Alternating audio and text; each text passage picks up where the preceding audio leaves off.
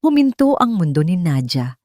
Nawala ang mahinang tunog ng mga kubyertos, ang bulungan ng mga nag-uusap sa paligid, ang malamyos na jazz music na tumutugtog sa mamahaling restaurant. Lahat ay napalitan ng isang nakabibinging katahimikan at ang tanging naririnig na lang niya ay ang mabilis at malakas na pagkabog ng sarili niyang dibdib. Doon siya, nakatayo malapit sa entrance, nakangiti. Si Marco, ang nangiting iyon. Iyon ang ngiting huli niyang nakita bago gumuho ang lahat. Ang ngiting nagsasabing, kahit saan ka magpunta, mahahanap kita. Nagsimulang manlamig ang kanyang mga kamay. Naramdaman niya ang pagtulo ng malamig na pawis sa kanyang likod. Kailangan niyang umalis. Kailangan niyang magtago. Hindi siya pwedeng makita nito. Hindi pa siya handa. Baka hinding-hindi na siya magiging handa. Lumingalinga siya, naghahanap ng kahit anong daan palabas. Ang comfort room, masyadong malayo. Ang fire exit, mahaharangan siya.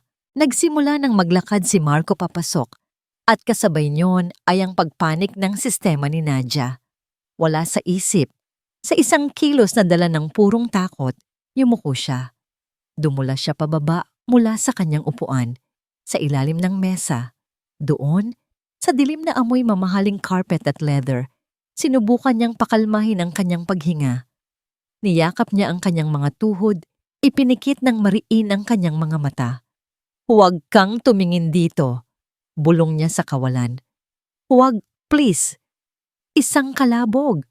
Naramdaman niya ang pagyanig ng mesa at kasunod niyon ay ang tunog ng nababasag na kristal at ang pagtapon ng likido. Napamulat siya.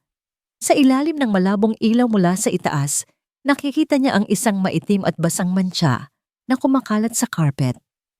At sa tabi niyon, isang pares ng sapatos, itim. Makintab. At ngayon, basang-basa ng kung anumang natapon niya. What the hell? Isang boses ng lalaki, malalim, iritado, napaatras si Nadia, sumandal sa paa ng mesa. Tapos na. Huli na siya. Isang anino ang yumuko at biglang nagkaroon ng muka ang boses. Isang matangos na ilong, matatalim na panga, at mga matang madilim at seryosong nakatitig sa kanya. Pamilyar. Masyadong pamilyar ang mukhang yon. Miss, sabi ng lalaki, bakas sa boses ang hindi maitagong pagkainis. Anong ginagawa mo dyan sa ilalim ng mesa ko? Bago pa man makasagot si Nadia, narinig niya ang mga yabag na papalapit. Narinig niya ang boses ng isang waiter. Sir, okay lang po ba kayo? Alam niyang ito na yon. Itatayo siya, makikita siya ng lahat at higit sa lahat, makikita siya ni Marco. Ngunit may ibang nangyari. Mabilis na kumilos ang lalaki. Hinawakan siya nito sa braso. Isang hawak na mahigpit at hindi niya matatanggalan. Sa isang hila, naitayo siya nito. Nasilaw siya sa liwanag. Nakita niya ang mga nagtatakang mukha ng mga tao sa paligid. At sa gilid ng kanyang paningin, nakita niya si Marco. Nakatayo, nakakunot ang noo. Nagsimulang manginig si Nadia. Ito na ang katapusan. Pero hinila siya ng lalaki palapit dito. Ang isang kamay ay pumulupot sa kanyang baywang. Naramdaman niya ang init ng katawan nito, ang amoy ng mamahaling pabango na biglang nagpaalala sa kanya ng isang gabing sinubukan niyang kalimutan. Humarap ang lalaki sa mga usisero. Ngumiti ito, isang ngiting pang-artista, kalmado, kontrolado. Pasensya na sa inyo, sabi nito sa isang boses na malakas para marinig ng lahat. Nagtatampo lang ang girlfriend ko. Natigilan ang lahat. Pati si Nadia. Ano raw? Girlfriend? Dahan-dahan siyang lumingon sa lalaking katabi niya. Nakatitig ito sa kanya at sa isang saglit, may kumislap sa mga mata nito. Isang bagay, okay ka lang? Binasag ni Casper ang katahimikan sa loob ng kanyang sasakyan. Nakahinto sila sa tapat ng condominium building ng babaeng katabi niya. Ang babaeng sumira sa gabi niya. Ang babaeng nagligtas sa kanya mula sa isang mas malaking gulo. Hindi ito sumagot. Nakatitig lang ito sa labas ng bintana. Ang mga kamay ay mahigpit na magkahawak sa ibabaw ng kanyang kandungan. Mula sa kinatatayuan nila, kitang-kita niya ang bahagyang panginginig ng mga balikat nito. Napabuntong hininga si Casper at isinandal ang ulo sa headrest. Napapikit siya. Ang imahe ni Isabela ang sumalubong sa isip niya. Si Isabela na tumatawa, nakapulupot ang mga braso sa leeg ni Antonio Chenko, ang pinakamatindi niyang kakompetensya sa negosyo. Iyon ang eksenang naabutan niya noong 1 linggo, ang dahilan kung bakit nasira ang engagement nila. Ang dinner sana kanina ay para sabihin sa date niya na si Clarice na wala nang patutunguhan ang relasyon nila. Pero mas importante, kailangan niya ng bagong maipapakilala sa kanyang pamilya, lalo na sa kanyang ina. May sakit ito sa puso at ang balita ng hiwalayan nila ni Isabela ay siguradong hindi makakabuti dito. At ngayon, dahil sa babaeng ito na bigla na lang sumulpot mula sa ilalim ng mesa, pati ang planong yon ay nasira. Hindi ko alam kung sino ang tinatakbuhan mo, muling sabi ni Casper, mas mariin na ngayon. Pero sinira mo ang isang business meeting na nagkakahalaga ng milyon-milyon. Sinira mo ang sapatos ko at inilagay mo ako sa isang napaka-compromising sitwasyon. Doon na lumingon si Nadia, may apoy sa kanyang mga mata. Hindi ko sinasadyang gawin yon at hindi ko hiningi ang tulong mo. Pero tinulungan kita, kalmadong sagot ni Casper. At ngayon, may kailangan ako sa'yo. Binuksan niya ang glove compartment at kumuha ng isang checkbook at ballpen. Magkano? Sabihin mo lang ang presyo mo. Natahimik si Nadia. Ang galit sa mukha niya ay napalitan ng pagkalito at pagkatapos ay ng insulto. Ano ang ibig mong sabihin? I need a girlfriend, diretsong sabi ni Casper habang nagsusulat sa tseke. For one night only. Isang family dinner. Kailangan kong ipakilala ang girlfriend ko sa mga magulang ko. Pagkatapos ng gabing iyon, tapos na tayo. Hindi mo na ako makikita ulit. Umiling-iling si Nadia, tila hindi makapaniwala sa naririnig. Baliw ka ba? Hindi ako forret. Sinubukan niyang buksan ang pinto ng sasakyan, pero nakalock ito. Hindi kita pipilitin, sabi ni Casper. Pero ang tono niya ay nagsasabing kabaligtaran. Pero isipin mo, dahil sa ginawa mo, baka mawala sa kumpanya ko ang isang malaking kontrata. May karapatan akong idemanda ka para sa danyos o pwede nating gawin ito sa madaling paraan. Iniabot niya ang tseke. Nakasulat doon ang isang halagang makakapagpabago sa buhay ng kahit sinong ordinaryong empleyado. Tinitigan yon ni Nadia. Pagkatapos ay tinitigan siya. May bakas ng takot at pagkamuhi sa mga mata nito. May problema ka sa pag-iisip. Ang problema ko ay may sakit sa puso ang nanay ko at kailangan niyang maniwala na masaya ako at maayos ang lahat sa buhay ko. Malamig na sabi ni Casper. Ang mga salitang yon ay mas totoo kaysa sa inaasahan niya. Gawin mo ito para sa akin, Nadia. At pagkatapos, lahat ng utang mo sa akin, bayad na. Bigla itong natigilan. Ang mga mata nito ay nanlaki. Paano mo nalaman ang pangalan ko? Isang maliit na ngiti ang sumilay sa labi ni Casper. Hindi ito ang unang pagkakataon na nagkakilala tayo, hindi ba?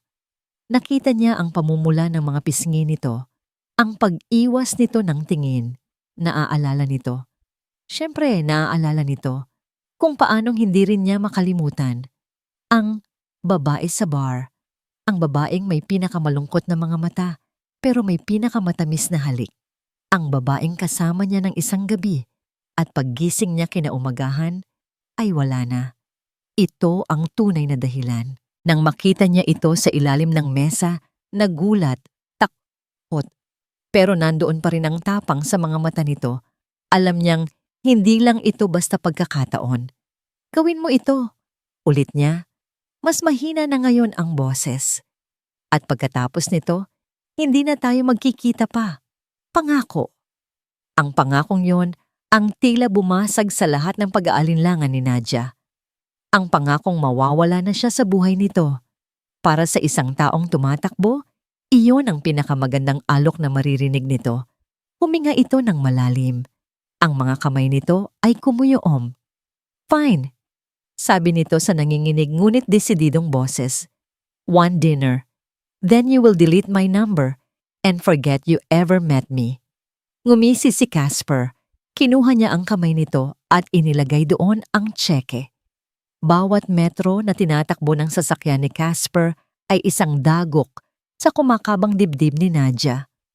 Pakiramdam niya ay isa siyang kriminal na dinadala sa lugar kung saan isasagawa ang kanyang sentensya. Ang mga dambuhalang gate na bakal, ang mga mansyon na naglalakihan pa sa building kung saan siya nakatira, ang mga ilaw na mistulang mga bituin na bumaba sa lupa, lahat ay sumisigaw ng isang mundong hindi siya kabilang. Relax, sabi ni Casper, hindi inaalis ang tingin sa daan. Just follow my lead. Ngumiti ka, tumango, at kung may magtanong sa'yo, ako ang sasagot. Hindi makasagot si Nadia. Tuyo ang kanyang lalamunan. Paano siya napunta rito? Ilang oras lang ang nakalipas, ang pinakamalaki niyang problema ay kung paano tatakasan si Marco.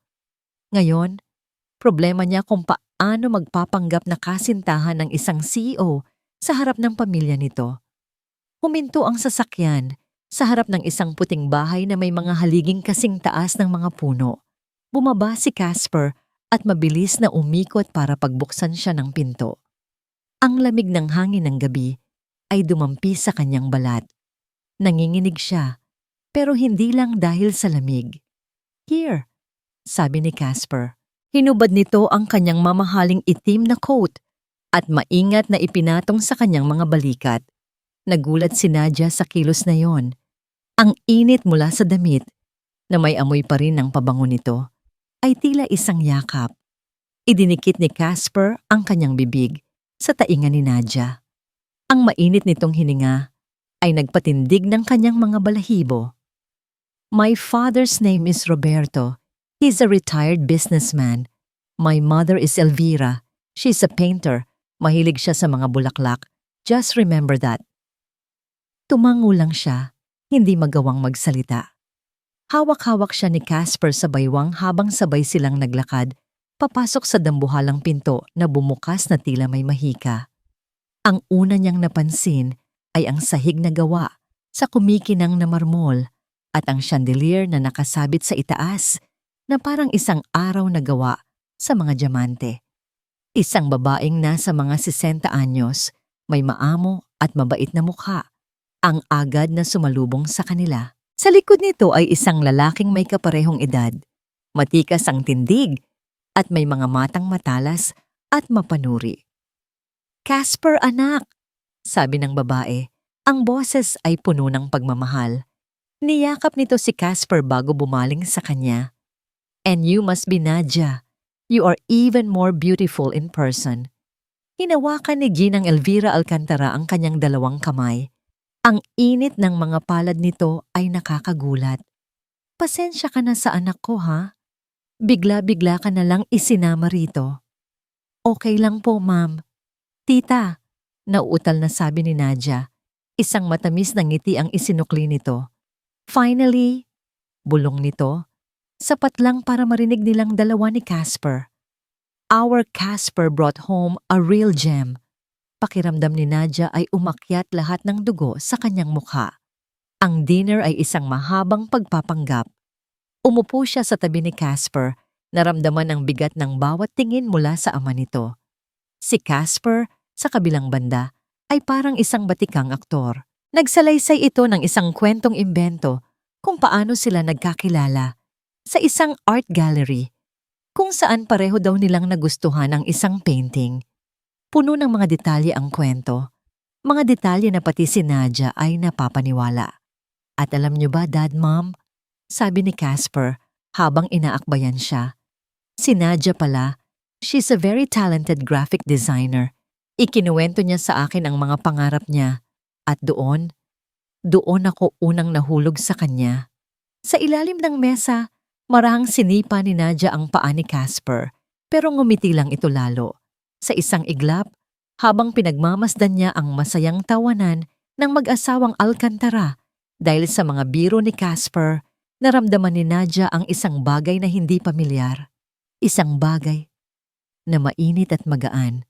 Nakita niya ang sarili niyang napapangiti. Isang tunay na ngiti. Ang pakiramdam ng pagiging bahagi ng isang pamilya, kahit sa isang gabi lang, ay isang bagay na hindi niya naramdaman sa loob ng mahabang panahon. So, Nadia, biglang sabi ni Ginoong Roberto, ang kanyang seryosong boses ay pumutol sa masayang himig ng hapagkainan. What are your long-term plans with my son? Natigilan si Nadia. Naramdaman niya ang paghigpit ng hawak ni Casper sa kanyang balikat. Dad, we're just enjoying the moment. I'm asking her, Casper, sabi ng ama nito. Ang mga mata ay nakatuon pa rin sa kanya. Bago pa man siya makahanap ng kasinungalingang isasagot, si Ginang Elvira na ang sumingit. Roberto, hayaan mo na muna ang mga bata. Huwag mo silang takutin. Bumaling ito sa kanya na may ngiti.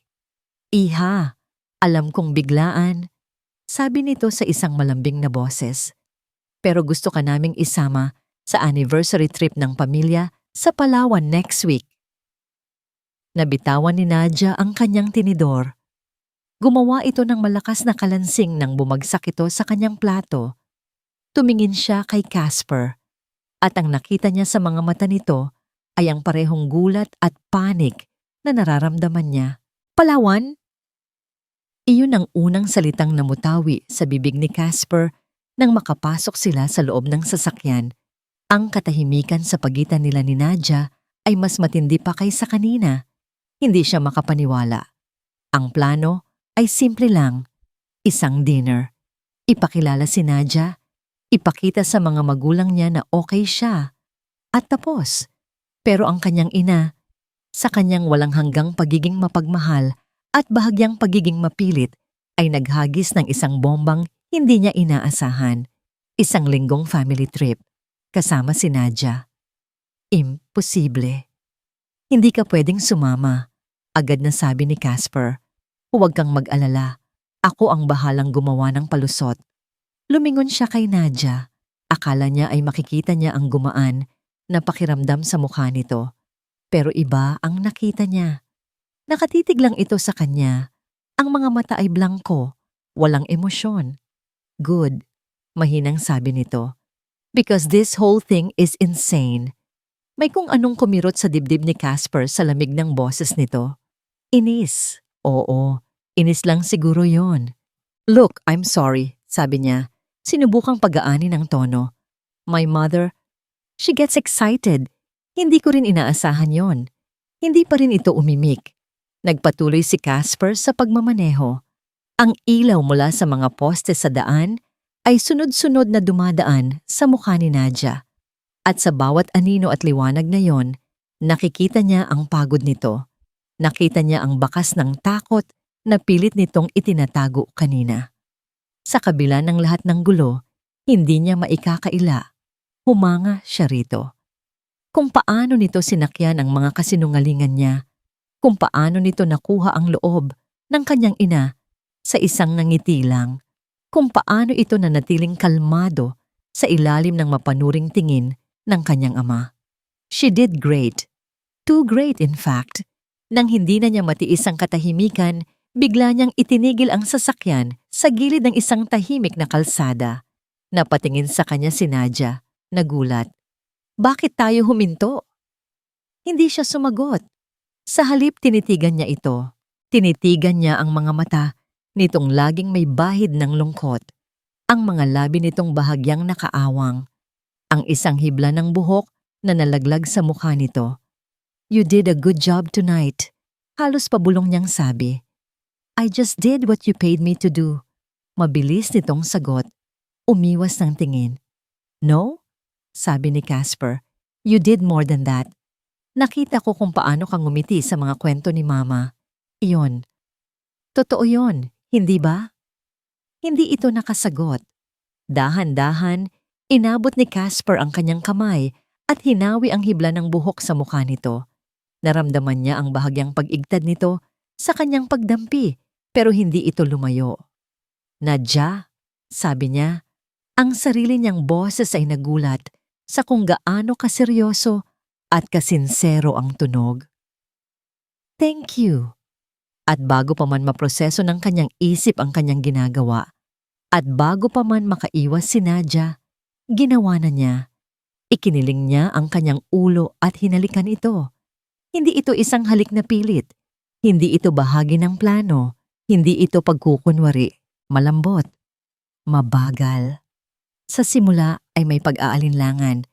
Pero nang maramdaman niyang hindi siya tinutulak ni Nadja palayo, lumalim ito. Isang halik na may dalang pasasalamat, paghanga, at isang bagay pa. Isang bagay na hindi niya mapangalanan. Isang bagay na nagsimula noong gabing una silang nagkita sa bar. Bumitaw siya, pareho silang naghahabol ng hininga. Nakapikit pa rin si Nadja. Nang imulat nito ang kanyang mga mata, puno iyon ng pagkalito, ng gulat, at marahil, ng takot. Bakit? Bakit mo ginawa yon? Halos walang boses nitong tanong. Bago pa man makaisip ng isasagot si Casper, isang pamilyar na tunog ang bumasag sa sandali. Ang cellphone na niya. Nag-iilaw ito sa dashboard. Kinuha niya ito. Isang text message. Mula kay Isabella. Nanlamig si Casper nang mabasa niya ang mga salita. Isang banta. Isang malinaw na banta. I saw you with your new girl. She's cute. But let's see how long she lasts when she knows the truth about you. Or when the world knows the truth about her. Hindi mapakali si Nadja. Pagising niya kinaumagahan, ang unang pumasok sa isip niya ay ang halik, ang init, ang lambot, ang paraan ng pagtitig sa kanya ni Casper pagkatapos na para bang siya lang ang babae sa mundo. Hindi iyon kasama sa usapan. Walang halik sa kontrata. Tumayo siya at nagtimpla ng kape. Pilit na iwinawaksi ang alaala. Isa iyong pagkakamali. Dala lang ng emosyon. Pagkatapos ng gabing iyon, hindi na sila dapat nagkita. Pero dahil sa Palawan trip na yon, kailangan na naman nilang mag-usap. Kalimutan mo na yon, Nadja, sabi niya sa sarili. Parte lang to ng trabaho. Pero habang sinasabi niya iyon, isang malakas na katok sa pinto ang pumutol sa kanyang pag-iisip. Sino naman kaya ito? Nag-aalangan siyang sumilip sa peephole. Isang delivery man na may hawak na isang malaking buke ng mga puting rosas. Nagtataka man ay binuksan niya ang pinto. Delivery po para kay Miss Nadja Cruz. Salamat, sabi niya habang inaabot ang mga bulaklak. Wala itong pangalan kung kanino galing. Pero sa loob, may isang maliit na card. Nanginginig ang mga kamay niya habang binubuksan ito. 4 na salita lang ang nakasulat. For last night. Isang maliit na ngiti ang sumilay sa kanyang mga labi. Isang ngiti na matagal nang hindi niya naramdaman. Kilig. Isang mainit at nakakabaliw na kilig ang kumalat sa buong sistema niya. Casper. Ibinaba niya ang mga bulaklak sa mesa at hinaplos ang isang talulot.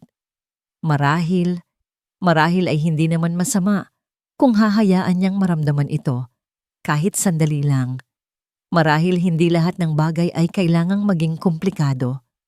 Hawak-hawak ang kanyang tasa ng kape, umupo siya sa sofa, handa nang simulan ang kanyang trabaho. Freelance graphic designer siya at meron siyang deadline na kailangang tapusin ngayon. Binuksan niya ang kanyang laptop. Habang naghihintay na mag-load ito, kinuha niya ang kanyang cellphone para tingnan ang kanyang social media. Isang mensahe mula sa kanyang kaibigan na si Ana ang una niyang nakita.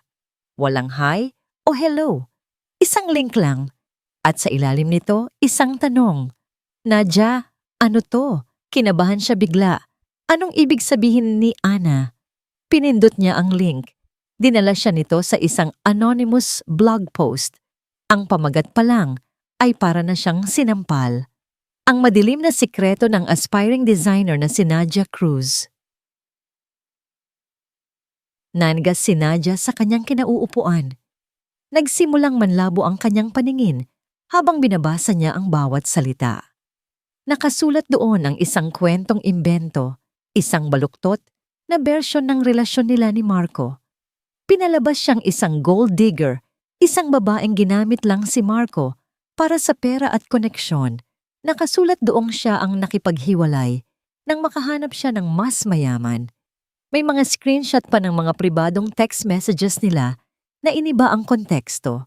Mga litrato nilang dalawa na masaya, pero ang caption ay tungkol sa kung paano niya ito niloloko. At ang pinakamasakit sa lahat, nakasulat doon na may mental health issues siya, na siya ay unstable at manipulative. Mga salitang mismong si Marco ang paulit-ulit na ibinabato sa kanya sa tuwing nag-aaway sila.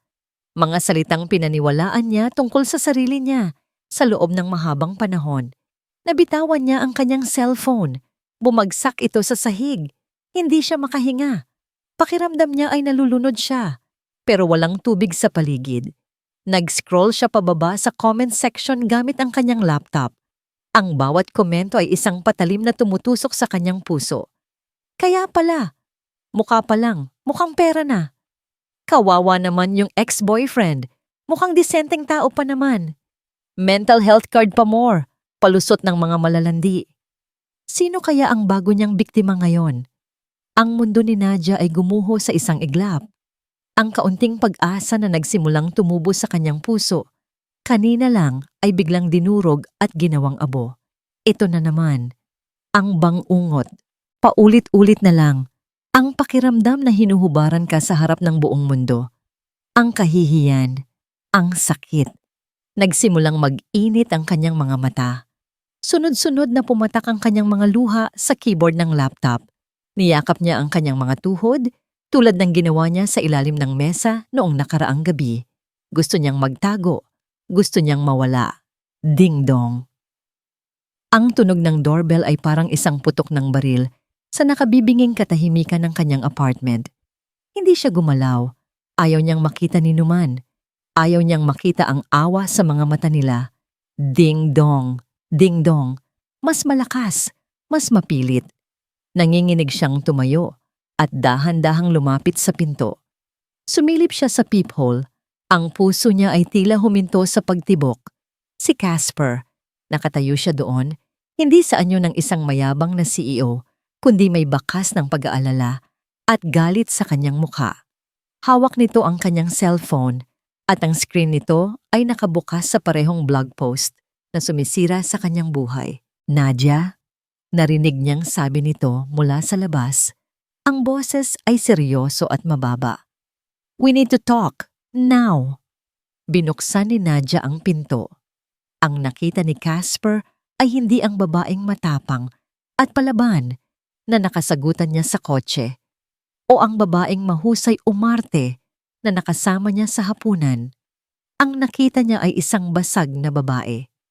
Namumugto ang mga mata, namumutla ang mga labi, at nanginginig ang buong katawan. Para itong isang babasaging bagay na anumang sandali ay maaaring madurog. Nadia, walang salitang lumabas sa bibig nito. Tinitigan lang siya nito at sa mga mata nito, nakita niya ang tanong. Ang tanong na kinatatakutan ng lahat sa ganitong sitwasyon. Naniniwala ka ba sa kanila? Papasukin mo muna ako. Mahinahon niyang sabi. Tumabi ito para bigyan siya ng daan. Isinara niya ang pinto sa likuran niya at ang unang napansin niya ay ang buke ng rosas na nakapatong sa mesa, isang maliwanag na bagay, sa gitna ng madilim na atmosphere ng kwarto. Huminga siya ng malalim. Sino ang gumawa nito sa'yo? Hindi yun ang tanong na inaasahan ni Nadia. Napatingin ito sa kanya, nagulat. Hindi mo ako tatanungin kung totoo? Mahinang tanong nito. Umiling si Casper. Isang galit na hindi niya inaasahan ang nagsimulang umakyat mula sa kanyang dibdib, galit para sa kung sino man ang may gawa nito. Nakita ko kung paano ka natakot kagabi. Nakita ko ang takot sa mga mata mo nang makita mo yung lalaki. Alam kong hindi totoo ang mga sinasabi diyan. Ang tanong ko, sino siya? Doon na nagsimulang bumagsak muli ang mga luha ni Nadia. Si Marco, ang ex ko. Marco. Ang pangalan ay nag-iwan ng mapait na lasa sa bibig ni Casper. Umupo ka, sabi niya, at marahan niyang inalalayan si Nadia papunta sa sofa. Kumuha siya ng isang basong tubig mula sa kusina nito at iniabot sa kanya. Habang umiinom ito, kinuha ni Casper ang kanyang cellphone. Sa isang tawag lang, ang buong PR at legal team ng kanyang kumpanya ay magagalaw. I need my best people on this, sabi niya sa kausap sa kabilang linya. Ang boses ay malamig at puno ng awtoridad. I'm sending you a link. I want that blog post down. I want to know who wrote it, who hosted it, and who paid for it. I want everything, now. Ibinaba niya ang tawag at bumaling kay Nadia na ngayon ay nakatitig sa kanya, puno ng pagtataka.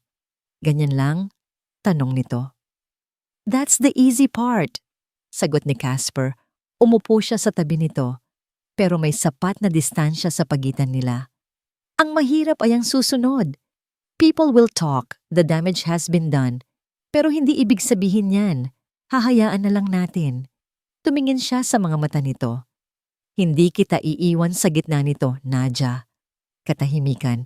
Tanging ang mahinang paghikbi na lang ni Nadia ang maririnig. Bakit? Tanong nito. Ang boses ay basag.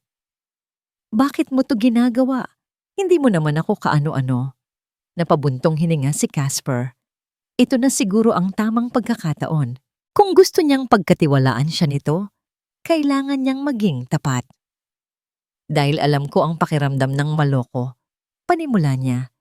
Alam ko ang pakiramdam na pagkatiwalaan ng isang tao, tapos sasaksakin ka pala patalikod. Doon, ikinuwento niya ang lahat. Ang tungkol kay Isabela, ang tungkol sa pagtataksil nito kay Antoniuchenko. Hindi dahil sa nasaktan ng ego niya, kundi dahil sa sakit ng katotohanang ang babaeng akala niya ay pakakasalan niya ay ginamit lang siya. Lahat tayo may mga multo sa nakaraan, Nadia, sabi niya pagkatapos. Ang sayo ay yung Marco, ang sakin ay si Isabela. Sa unang pagkakataon, mula nang dumating siya, nakita niya ang isang bahagyang pagbabago sa ekspresyon ni Nadia. Ang purong sakit ay nahaluan ng pag-unawa, ng empathy. Inabot niya ang kamay nito. Sa pagkakataong ito, hindi ito umigtad. Hinayaan siya nitong hawakan ang nanginginig nitong mga kamay. I won't let anyone hurt you, sabi niya. At sa pagkakataong yun, naramdaman niya ang bigat at katotohanan ng kanyang mga salita. Not again. Tumunog ang kanyang cellphone. Isang tawag mula sa kanyang private investigator. Sir, may nakuha na kami, sabi ng boses sa kabilang linya. Ang blog post, na-trace namin ang IP address sa isang internet cafe sa Quezon City. Pero hindi yun ang importante. What is it? Tanong ni Casper. Tumayo siya at lumayo ng kaunti. Sir, we traced the initial funding for the smear campaign's promotion. It came from an offshore account. Huminto sandali ang investigador. Tila chinecheck ang kanyang datos. Linked to Isabella's personal assistant. Nanlamig ang buong katawan ni Casper. Ang mga piraso ng puzzle ay biglang nagkabit-kabit sa kanyang isipan. Ang text message ni Isabela kagabi. Ang biglaang paglabas ng blog post. Hindi ito nagkataon lang. Ito ay isang atake. At si Nadia ang ginamit nilang bala. Lumipas ang 2 araw na parang isang linggo. Totoo sa kanyang sinabi, ipinabura ni Casper ang blog post. Nag-release din ang legal team niya ng isang statement na nagsasabing magsasampa sila ng kaso sa sinumang magpapakalat ng malisyosong impormasyon. Pero tulad ng sinabi niya, the damage has been done. Ang mga screenshot ay kumalat na. Ang mga chismis ay naging bulungan sa iba't ibang social media circles. Hindi lumabas ng apartment si Nadia. Ang kanyang condo unit na dati niyang itinuturing na safe space ay naging isang kulungan. Bawat tunog ng elevator sa labas, bawat katok sa pinto ng kapitbahay ay nagpapakaba sa kanya. Pakiramdam niya, lahat ng tao ay alam ang kanyang kwento at lahat sila ay hinuhusgahan siya. Ang pinakamasakit ay ang epekto nito sa kanyang trabaho. 2 kliyente ang nag-email sa kanya. Pareho ang sinabi, "Due to unforeseen circumstances, we've decided to go in a different direction." Mga salitang magagalang, pero alam ni Nadia ang tunay na ibig sabihin. Ayaw nilang madikit sa isang taong may bahid ng eskandalo. Ang kanyang passion, ang kanyang career, ang nag-iisang bagay na pinagkukunan niya ng lakas at kumpiyansa ay unti-unti na ring kinukuha sa kanya. Si Casper ay hindi umalis sa tabi niya. Araw-araw, itong nagpapadala ng pagkain. Tumatawag ito gabi-gabi para lang kamustahin siya. Hindi ito nagtatanong tungkol sa eskandalo. Nagtatanong ito tungkol sa araw niya, kung ano ang napanood niya, kung may kailangan siya. Ang mga simpleng bagay na yon ay naging isang maliit na sinag ng liwanag sa madilim niyang mundo. Sa unang pagkakataon, sa loob ng maraming taon, naramdaman niyang may isang taong totoong nag-aalaga sa kanya. Isang gabi, habang magkausap sila sa telepono, sinabi ni Casper, "Bukas, pupunta tayo sa art studio mo." "Ano?" "Hindi, ayoko." Mabilis niyang sagot. Ang studio niya ay nasa isang maliit na building na maraming tenant, maraming makakakita sa kanya. "Nadia," sabi ni Casper sa isang malumanay ngunit matatag na boses, "hindi ka pwedeng magkulong dyan habang buhay. You are a designer. You are an artist. Huwag mong hayaan na pati iyan ay kunin nila sa'yo." May kung anong tumama kay Nadia sa mga salitang yon. Tama siya. Ang pagiging artist niya ay kanya. Hindi ito pag-aari ni Marco. Hindi ito pag-aari ng mga taong mapanghusga. Kinabukasan, sa unang pagkakataon sa loob ng 1 linggo, lumabas siya. Sinundo siya ni Casper. Tahimik lang sila sa biyahe, pero ang presensya nito sa tabi niya ay sapat na para bigyan siya ng lakas ng loob. Nang makarating sila sa building, huminga siya ng malalim bago bumaba. Naglakad siya ng mabilis, nakayuko. Iniiwasan ang mga mata ng mga taong nakakasalubong niya. Pero nang mabuksan niya ang pinto ng kanyang maliit na studio at maamoy ang pamilyar na amoy ng pintura at papel, gumaan ang kanyang pakiramdam. Ito ang kanyang mundo. Dito, siya ang may kontrol. "See? You're safe here," sabi ni Casper, nakasandal sa hamba ng pinto. Umiti si Nadia. Isang maliit, ngunit totoong ngiti. "Salamat, Casper." "Walang anuman," sagot nito. At sa paraan ng pagtitig nito sa kanya, naramdaman ni Nadia ang pamumula ng kanyang mga pisngi. Pero sa isip niya, may isang boses na bumubulong, isang boses na puno ng pagdududa. Hanggang kailan? Hanggang kailan siya mananatili sa tabi mo? Kapag nalaman niyang totoo ang sinasabi nilang unstable ka, iiwan ka rin niya. Inilalagay mo lang siya sa panganib. Dinudumihan mo lang ang pangalan niya. Pinilit niyang iwaksi ang mga isiping iyon. Lumapit siya sa isang blankong canvas. Kailangan niyang ilabas ang lahat ng sakit, lahat ng galit. "Kukuha lang ako ng kape sa baba," paalam ni Casper. "Gusto mo?" Umiling siya. "Okay lang ako." Nang makaalis si Casper, humarap siyang muli sa canvas. Pumikit siya, hinayaan ang mga emosyon na dumaloy sa kanyang mga ugat. Galit, lungkot, takot, pag-asa. Pagmulat niya, handa na siyang magsimula.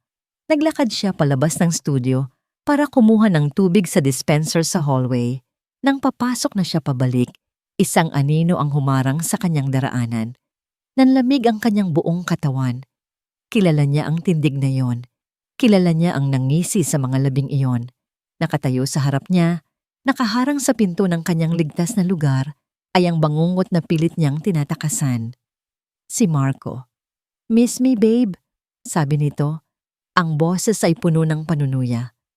Parang kidlat na kumalat ang takot sa buong sistema ni Nadia. Nagsimula siyang umatras.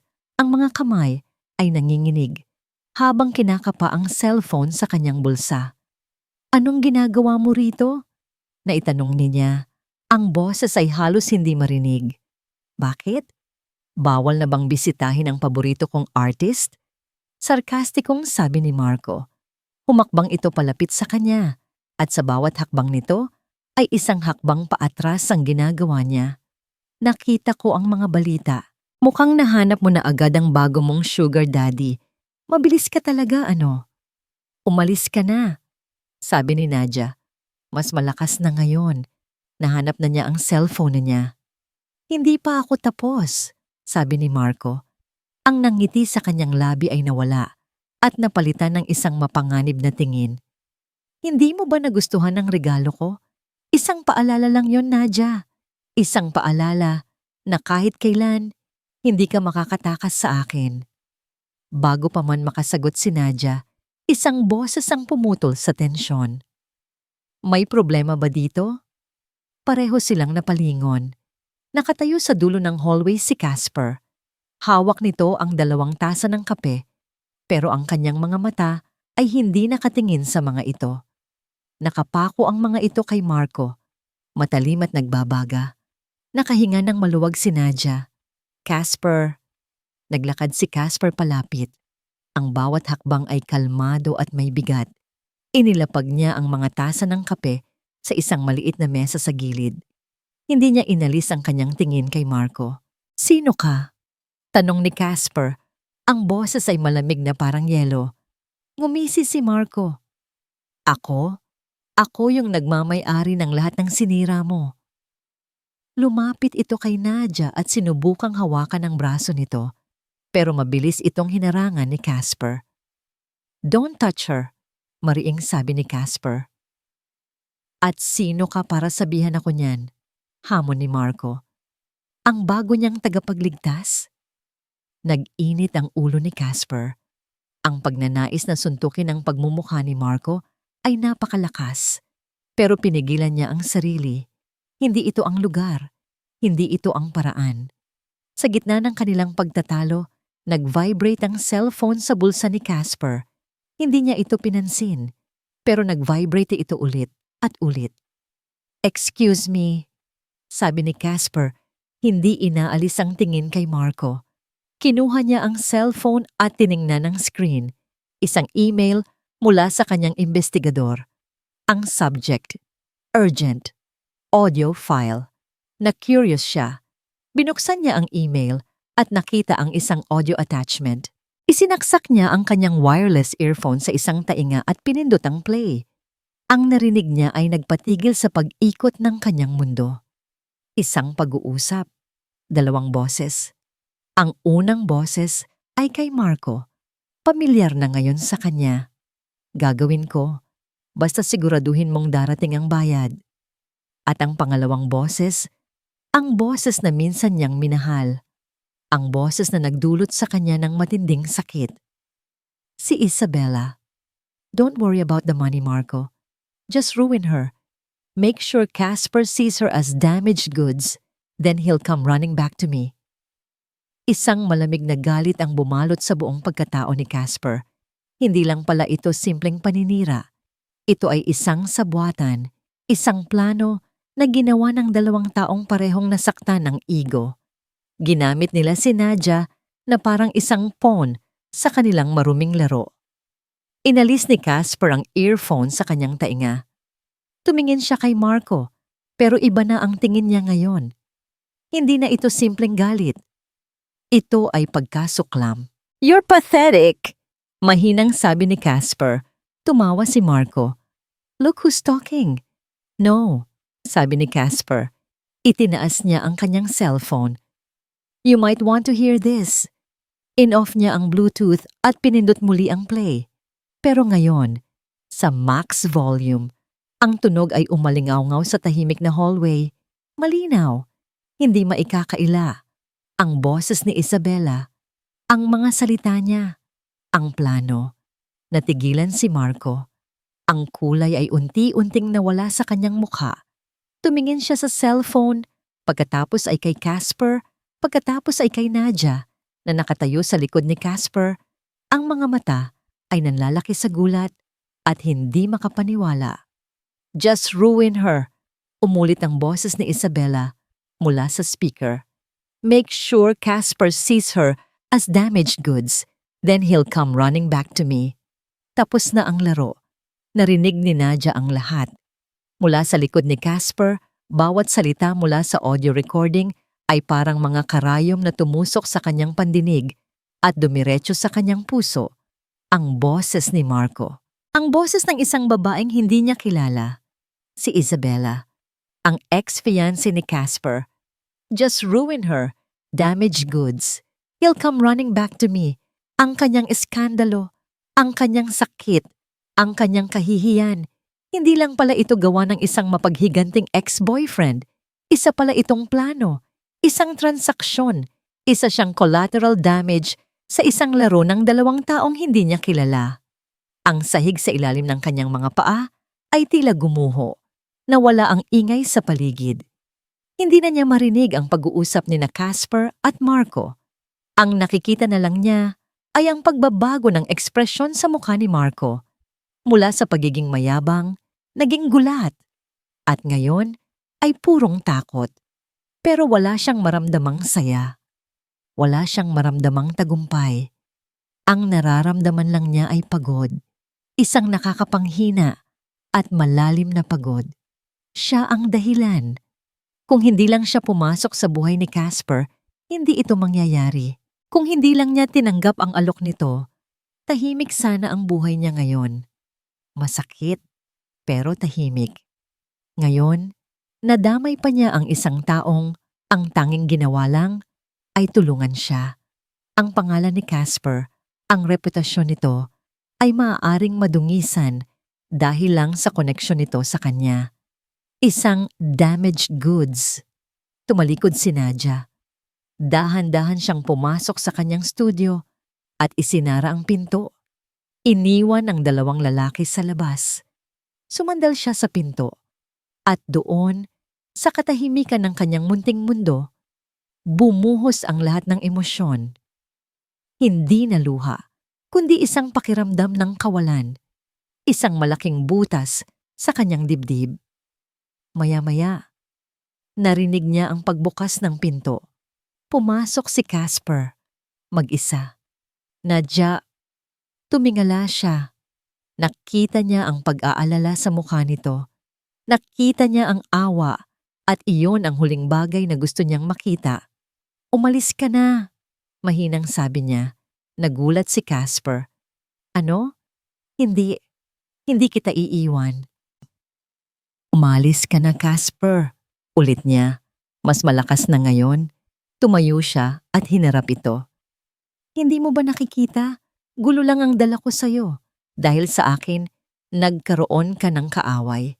Dahil sa akin, baka masira ang pangalan mo.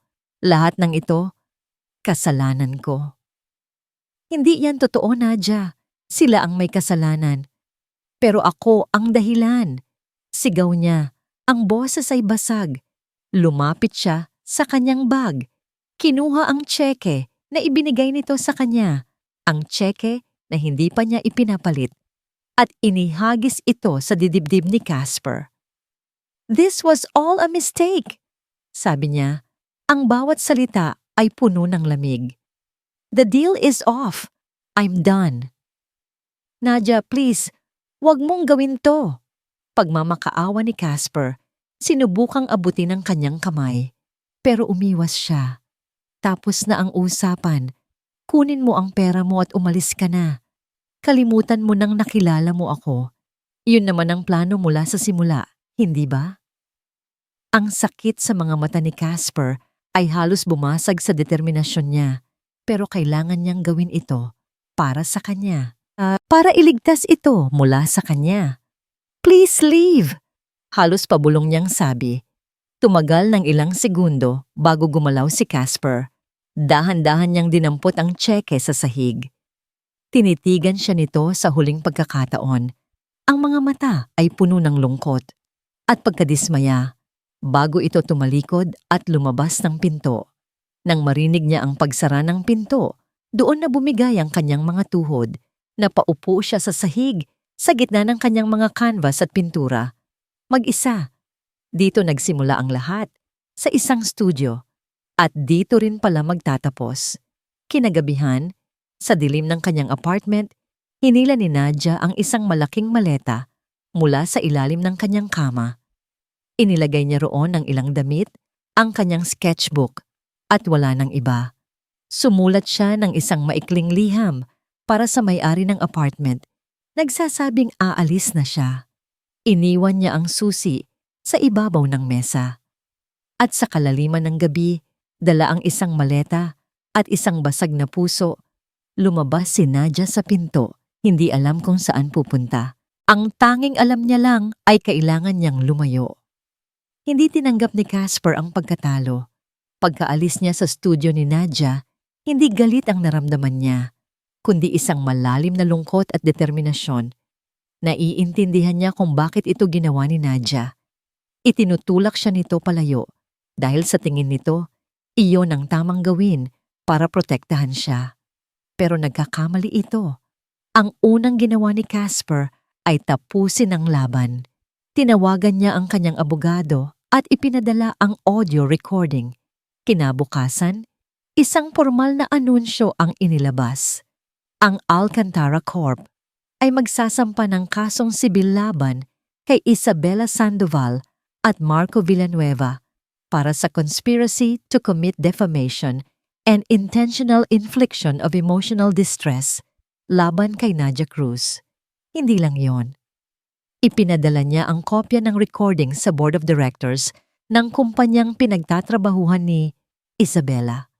Sa loob ng 24 na oras, si Isabela ay sa pilitang nag-resign. Tapos na si Isabela. Tapos na si Marco. Ngayon, ang pinakamahalagang laban na lang ang natitira. Ang mahanap si Nadia. Bumalik siya sa apartment nito, pero huli na siya. Nakaalis na ito. Blinok siya nito sa cellphone, sa social media. Naglaho itong parang bula. Sa loob ng 1 linggo, halos hindi natulog si Casper. Ginamit niya ang lahat ng kanyang koneksyon para hanapin ito, pero walang nakakaalam kung nasaan si Nadia. Isang gabi, habang nakaupo sa kanyang opisina, pagod at halos mawalan na ng pag-asa, isang alaala ang biglang pumasok sa isip niya. Noong gabing nag-dinner sila sa bahay, may ikinuwento si Nadia sa kanyang ina. Isang kwentong hindi niya namalayang narinig pala niya. Noong bata po ako, sabi nito, dinadala ako ng lolo ko sa isang maliit na art shop sa may Batangas, amoy dagat at pintura. Iyon daw po ang pinakapayapang lugar sa mundo, Batangas. Isang malayong tsansa, pero iyon na lang ang pag-asa niya. Kinabukasan ng umaga, nagmaneho si Casper papuntang Batangas. Nagtanong-tanong siya sa bawat maliit na bayan sa tabing dagat. May kilala po ba kayong bagong lipat na artist? May art shop po ba dito? Hanggang sa isang matandang mangingisda ang nagsabi sa kanya, yung bagong nangungupahan sa lumang bodega ni Mang Ben? Yung magandang babae na laging nagpipinta sa tabing dagat? Sinundan ni Casper ang direksyon. Narating niya ang isang lumang bodega na ginawang isang maliit na studio. Amoy dagat at pintura. At doon, sa loob, nakita niya ito. Nakatayo si Nadia sa harap ng isang malaking canvas. Nakatalikod ito sa kanya. Ang canvas ay puno ng madilim na kulay. Itim, asul, kulay abo. Isang magulong imahe ng isang bagyo sa karagatan. Nadia, mahinang sabi niya. Natigilan ito. Dahan-dahan itong lumingon. Ang mga mata ay nanlaki sa gulat. Hawak pa rin nito ang paintbrush na may itim na pintura. Casper, paano mo ako nahanap? Hindi mahalaga yon, sabi niya, dahan-dahang lumalapit. Ang mahalaga, nandito ako. Umalis ka na, sabi nito. Umatras. Sinabi ko na sa'yo. Tumigil ka na, putol ni Casper. Tapos na, Nadia. Wala ka nang tinatakbuhan. Natalo na sila. Ikinuwento niya ang lahat ng nangyari. Ang tungkol sa kaso, ang tungkol kay Isabela. Pero hindi yon ang pinakamahalaga sa lahat. Huminto siya ilang talampakan mula rito Tinitigan niya ito ng diretso sa mga mata. Umalis ako sa studio mo noong araw na yon dahil iyon ang gusto mo. Sabi niya, ang boses ay puno ng emosyon. Pero hindi ako sumuko sa'yo. Hindi kita susukuan. Huminga siya ng malalim. Inihahanda ang sarili sa sasabihin. Noong una, ang deal na ito ay para lang sa pamilya ko. Isang kasinungalingan para protektahan sila. Pero habang tumatagal, naging totoo. Ang mga ngangiti, ang mga tawa. Ang halik. Totoo ang lahat ng yon para sa akin, Nadia. At alam kong para sa'yo rin. Casper, hindi mo naiintindihan. Ako ang hindi mo naiintindihan. Sabi niya, mas malakas na ngayon. Sa tingin mo ba, perpekto ako? Mayabang ako, Nadia. Sanay akong binibili ang lahat ng gusto ko. Ginamit kita para sa sarili kong kapakanan. Pareho tayong may mga sugat. Pareho tayong hindi perpekto. At ayos lang yon. Humakbang siya palapit. I don't need a perfect girlfriend, Nadia. I need you. Your scars, your fears, all of it. Let me fight with you, not for you. Itinaas niya ang kanyang kamay. Ang palad ay nakabukas. Isang paanyaya, isang pangako. Hayaan mo akong maging kapayapaan mo, tulad ng lugar na ito para sa'yo. Napatingin si Nadia sa kanyang kamay, pagkatapos ay sa kanyang mga mata.